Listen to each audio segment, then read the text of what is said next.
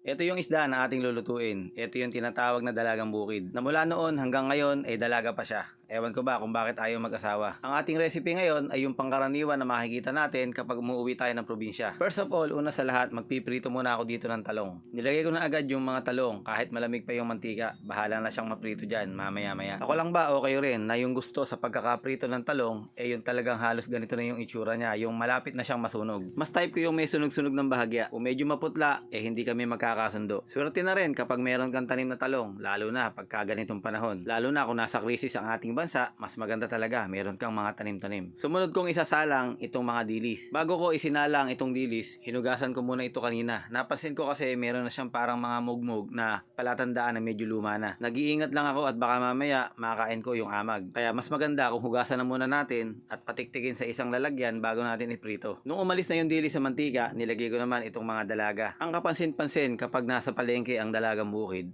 yung katas niya ay kulay pink. Talagang nagme-makeup pa yata ang mga dalagang bukid na ito kapag naka-display sa palengke. Pero kung tatanungin niyo ako kung bakit nga naman ganun ang kulay ng mga katas ng isdang ito, ewan ko na lang din sa mga nagtitinda kung ano ang sikreto. So naluto na yung ating unang batch ng ating dalagang bukid. Pagkatapos ng susunod na batch, hinugasan ko lang yung ating kawali, sinalang ko na rin yung sibuyas. Konting halo-halo lang, itinalbog ko na rin yung mga bawang. May mga nababasa akong nagko-comment dito sa ating page. Ang sabi niya, bakit daw inuuna ko yung sibuyas kaysa sa bawang? Alam nyo, sa totoo lang, wag na nating pagdebatihan yung mga ganun. Kung minsan nga, pag nagmamadali tayo, sabay-sabay na nating itinatalbog. O diba, relate na relate ka rin sa sinasabi ko. Nagmumura ang mga kamatis ngayon. Halagang 30 pesos to 50 pesos ang mabibili mo per kilo. Kaya tama-tama din para magluto tayo ng kamatis. Ngayon naman, nung magisa na yung kamatis, nilagay ko na yung aking piniritong mga dilis. At hindi pa rito nagtatapos ang ating palabas. Meron pa ditong 3 itlog na ilalagay ko dito sa ating ginigisang itlog. Sure naman ako sa nabili kong itlog dahil bagong dating lang galing sa farm, kaya nirekta ko na lang na biyakin dito sa ating kawali. Pero kung alanganin ka sa nabili mong itlog, biyakin mo muna sa isang lalagyan bago mo ilagay dito sa ating niluluto. Ganun lang naman kabilis yung ating ginawang luto. Meron na tayong pananghalian, perfect na perfect, lalo na sa season na to. Meron tayong pritong isda, meron tayong pritong talong, at meron din tayong ginisang kamatis na may dilis. Ngayon, kung sasabihin mo naman na hindi masarap yung niluto ko,